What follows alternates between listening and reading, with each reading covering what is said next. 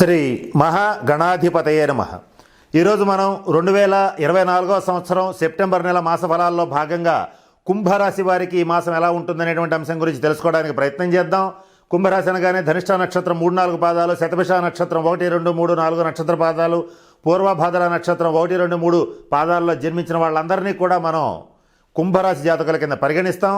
ఈ మాసం గ్రహగతులను కాస్త పరిశీలించినట్లయితే జన్మరాశిలో రాశ్యాధిపతి అయినటువంటి శని సంచరిస్తున్నాడు. ద్వితీయ స్థానంలో మీనంలో రాహువు, చతుర్థంలో గురుడు, పంచమంలో కుజుడు, సప్తమ స్థానంలో రవి బుధులు, కన్యలో నీచబట్టినటువంటి శుక్రుడితో కలిసిన కేతువు సంచరించడం అనేటువంటిది జరుగుతోంది.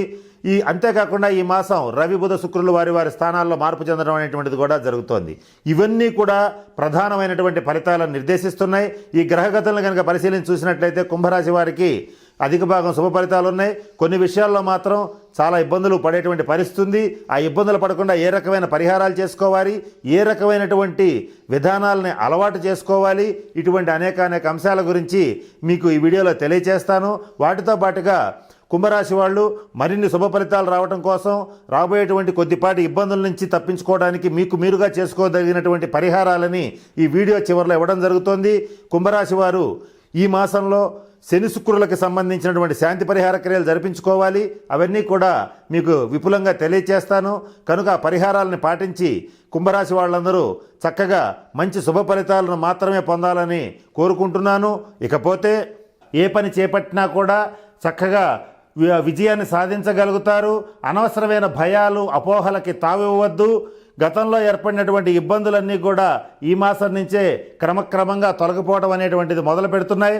అనవసరమైనటువంటి అనుమానాలకు పోయి చేయవలసిన ప్రయత్నాల్లో మీకు మీరుగా ఆటంకాలని కల్పించుకోవటం అనేటువంటి విషయాన్ని మానేయండి. రహస్య శత్రు బాధ ఉంది, వీళ్ళ నుంచి తప్పించుకోవడానికి ప్రయత్నం చేయండి. కానీ ఈ శత్రువుల మీదకి ఎదురు దాడి చేయటం, మాటలతో దాడి చేయటం ఇటువంటివి గనక చేసేటట్లయితే మీరు ఆర్థికంగా కానీ సామాజికంగా కానీ నష్టపోతారు. బురదలో రాయేస్తే ముఖం మీద పడిందని అనవసరమైనటువంటి విషయాల్లో మీరు అనవసరమైన వాగ్వివాదాల జోలికి పోకుండా మీదైనటువంటి పాజిటివ్ దృక్పథాన్ని డెవలప్ చేసుకోండి. తద్వారా మంచి స్థితికి వెళ్ళగలిగేటువంటి గ్రహగతులు మీకు ప్రారంభమైనాయి. ప్రతి విషయంలోనూ కుటుంబ సభ్యులతో, బంధుమిత్రులతో సరదాగా మాట్లాడతారు. మీ వాక్చాతుర్యంతో వాళ్ళందరినీ మెప్పిస్తారు. గతంలో శత్రువులుగా మారిన వాళ్ళని కూడా మీ యొక్క బుద్ధి చతురతతో, వాక్ చతురతతో చక్కగా మిత్రులుగా చేసుకోగలుగుతారు.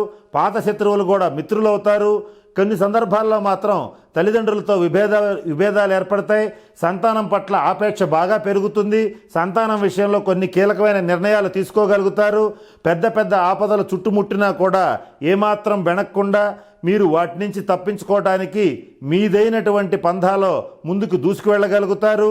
ఇక ఈ మాసం మీరు ప్రతి పనిలోనూ, ప్రతి విషయంలోనూ, చేసేటువంటి వృత్తి, ఉద్యోగ, వ్యాపార వ్యవహారాల్లో ప్రతి దాంట్లోనూ అఖండమైనటువంటి ఓర్పుని ప్రదర్శిస్తారు. మీ ఓర్పుని చూసి మిగిలిన వాళ్ళందరూ కూడా చాలా ఆశ్చర్యపోవడం అనేటువంటిది జరుగుతుంది.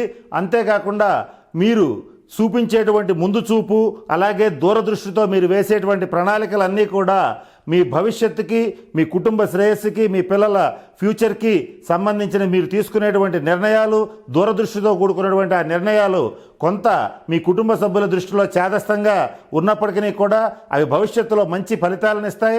కనుక మీరు ఏం చేయదలుచుకున్నారో అది సూటిగా చేయవచ్చు. అటువంటి అనుకూలమైనటువంటి గ్రహగతులు ఉన్నాయి. రాశ్యాధిపతి అయినటువంటి శని ఎంత కాదనుకున్నా కుంభరాశిలో ఉన్నప్పుడు మీరు తీసుకునేటువంటి నిర్ణయాలు సక్సెస్ అవుతాయని చెప్పడంలో ఏమాత్రం సందేహం లేదు. అయితే మీరు కొన్ని విషయాల్లో జాగ్రత్తగా ఉండాలి. వాటిలో ముఖ్యంగా ప్రస్తుతం ఉన్నటువంటి వ్యవస్థల పట్ల, ప్రస్తుతం ఉన్న పరిస్థితుల పట్ల తీవ్రమైనటువంటి అసంతృప్తి మీకు తరచుగా కలుగుతూ ఉంటుంది. దానికి తగిన పరిస్థితులన్నీ కూడా మీ చుట్టూ తిరుగుతూ ఉంటాయి. తద్వారా ఒకంత ఆందోళనకి, చిరాకుకి గురవుతారు. ప్రతి పనిని మొదలుపెట్టి సగంలో ఆపివేయటం జరుగుతుంది.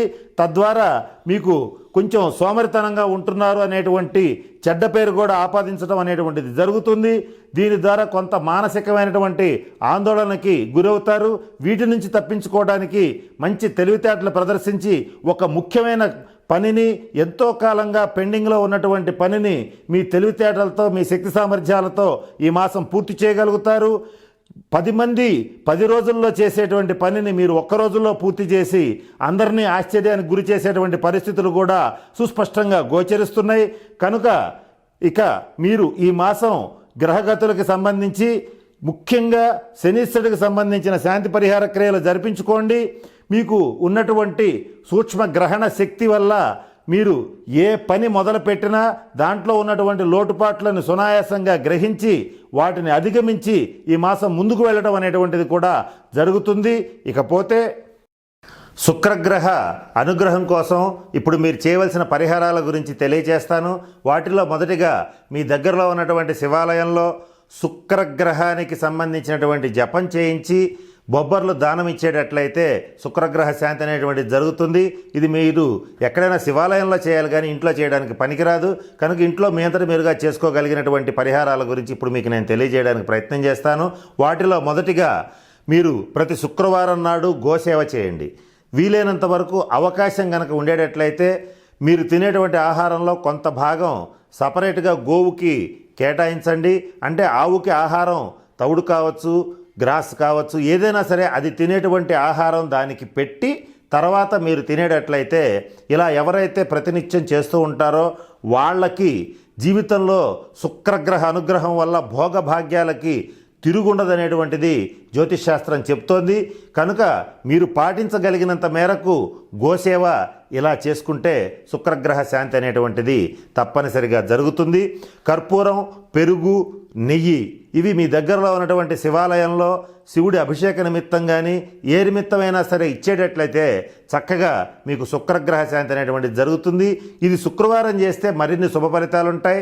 అలాగే మీరు మరి ముఖ్యంగా బియ్యము, బార్లీ వంటివి కూడా దానం చేసినా కూడా శుక్రగ్రహ శాంతి అనేటువంటిది కలుగుతుంది. శనిగ్రహ శాంతి కొరకు మీరు పాటించవలసిన పరిహారాల గురించి ఇప్పుడు నేను తెలియజేయడానికి ప్రయత్నం చేస్తాను. కలియుగంలో ఏలినాటి శని, అష్టమ శని, అర్ధాష్టమ శని, జన్మశని, శని మహర్దశ, అలాగే గోచార రీత్యా జరుగుతున్నటువంటి శని బాధల రీత్యా తప్పించుకోవటానికి అనేక పరిహారాలని మన మహర్షులు తెలియజేయడం జరిగింది. వాటిల్లో ప్రతి శనివారం నాడు శనీశ్వరుడికి తైలాభిషేకం జరిపించటం, అలాగే ప్రతి శనివారం నాడు కానీ లేదా ప్రతి ఒక 8 శనివారాల పాటు కానీ ప్రతి శనివారం పూట నువ్వులు అలాగే బెల్లం దానం ఇచ్చేటట్లయితే శనిగ్రహ శాంతి కలుగుతుంది. శనిగ్రహ జపం చేసి, శనిగ్రహ దానం చేసి, శనిగ్రహ హోమం చేసినా కూడా శనిగ్రహ శాంతి అనేటువంటిది జరుగుతుంది. ఇది అందరూ చేసుకోవడం మంచిది, అవసరం కూడా. అయితే ఇక్కడ చేసుకోలేనటువంటి వాళ్ళు, ఇంట్లో చేసుకోగలిగినటువంటి వాళ్ళు కొన్ని పరిహారాలు కొంతమందికి బయటికి వెళ్ళే అవకాశం ఉండదు, కొన్ని ఇబ్బందులు కూడా ఉంటాయి. కనుక వాళ్ళు చేయవలసిన సులభమైనటువంటి పరిహారాలు కూడా ఇప్పుడు మీకు నేను తెలియచేస్తాను. వాటిల్లో మొట్టమొదటగా కుడి చేతి మధ్య వేలికి స్టీల్ రింగ్ని ధరించండి. ఇలా ధరించేటట్లయితే శనిగ్రహ అనుగ్రహం అనేటువంటిది కలుగుతుంది. అలాగే మీ దగ్గరలో ఉన్నటువంటి అనాథులకు కానీ, వికలాంగులకి కానీ, పేదవాళ్ళకి కానీ, ప్లాట్ఫామ్ మీద పడుకునేటువంటి వాళ్ళకి కానీ నల్ల కంబళి దానం ఇవ్వడానికి ప్రయత్నం చేయండి. ఇలా ఒకళ్ళకైనా ఇవ్వచ్చు, లేదా కనీసం 8 మందికైనా ఇవ్వచ్చు. అది మీ యొక్క ఆర్థిక స్తోమతను బట్టి చేయండి. కనుక నేను చెప్పినటువంటి అన్ని సూచనలు పాటించి తగిన పరిహారాలు చేసుకుని చక్కగా మంచి జీవితం గడపాలని, అష్టైశ్వర్యాలని, భోగభాగ్యాలని పొందాలని మనస్ఫూర్తిగా పరమేశ్వరుని ప్రార్థిస్తూ సెలవు తీసుకుంటున్నాను. స్వస్తి.